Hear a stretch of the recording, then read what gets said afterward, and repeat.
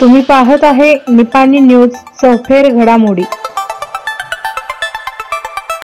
सर्वसामान्यांची तळमळ असणारे बोरगावचे ज्येष्ठ नेते सहकाररत्न रावसाहेब पाटील यांनी जगाचा निरोप घेतला आहे।